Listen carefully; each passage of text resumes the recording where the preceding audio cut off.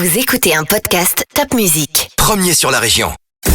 C'est moi le patron, avec le réseau Entreprendre.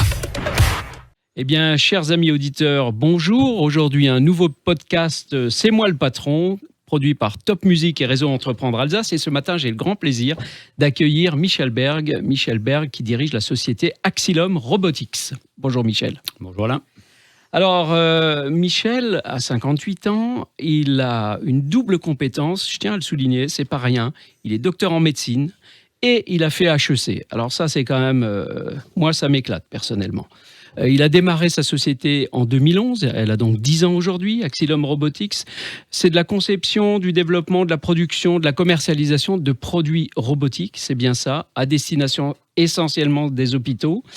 Et en fait, les robots sont destinés à la stimulation magnétique transcrânienne. Michel, qu'est-ce que c'est exactement ? Alors, la stimulation magnétique transcrânienne, c'est une méthode de neurostimulation non invasive qui consiste à stimuler le cerveau pour activer des réseaux de neurones qui sont impliqués dans des pathologies comme les dépressions sévères ou les douleurs neuropathiques chroniques. Donc là, TMS, comme on l'appelle en raccourci, est habituellement pratiqué à la main, en tenant une bobine à la main sur la tête d'un patient.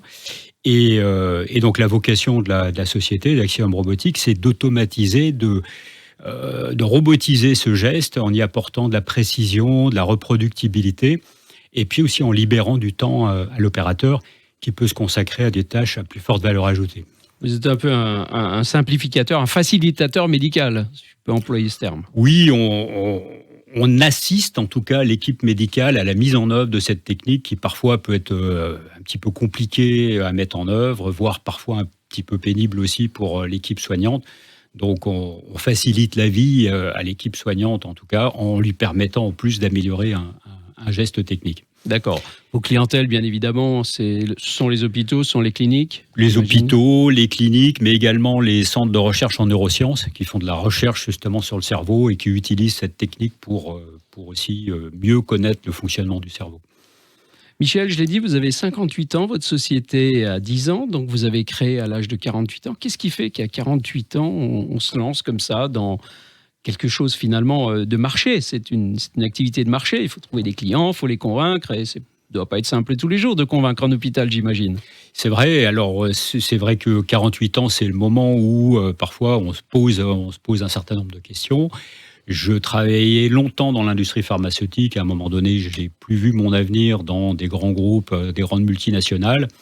Et puis, j'ai rencontré une équipe d'enseignants-chercheurs qui était menée par Michel Dematelin, qui est l'actuel directeur du laboratoire ICUBE à Strasbourg, et qui avait développé un robot pour la stimulation magnétique transcrânienne sous l'impulsion d'un praticien, d'un psychiatre des hôpitaux de Strasbourg, le docteur Fouché. Et ce robot n'attendait qu'une chose, c'est d'être amené aux patients, aux médecins. Et donc, c'est là qu'on a créé la société Axylum Robotics. Donc, on était 6 cofondateurs au début, 3 membres du laboratoire ICUBE et puis 3 personnes, dont 2 anciens doctorants du laboratoire, qui sont mes associés, Romuald Ginou et Benjamin Morin. Et donc, tous les 3, on est les fondateurs opérationnels d'Axylum pour justement faire en sorte qu'une maquette, un prototype de laboratoire puisse être utilisé par les hôpitaux. Donc une grande complémentarité. Hein. Voilà. Et est-ce que votre double formation vous a aidé, médecin et HEC ? Oui, incontestablement, parce que forcément, la formation médicale permet de bien comprendre les besoins des hôpitaux, des patients. Donc, on a une bonne appréhension de ces besoins. Et puis, le fait d'être également diplômé d'école de commerce permet également aussi d'avoir un certain nombre de compétences complémentaires dans le domaine commercial, stratégique, qui ont été utiles. C'est indéniable.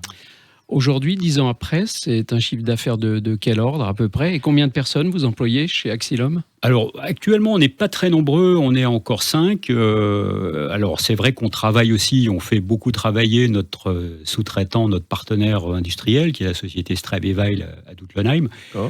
Donc, c'est la société Straveva qui fabrique, qui monte les robots. Donc, les robots. Nous, on est essentiellement en charge de tout ce qui est le logiciel de contrôle, donc l'intelligence du robot. Mais donc, on travaille beaucoup avec cette société Straveva.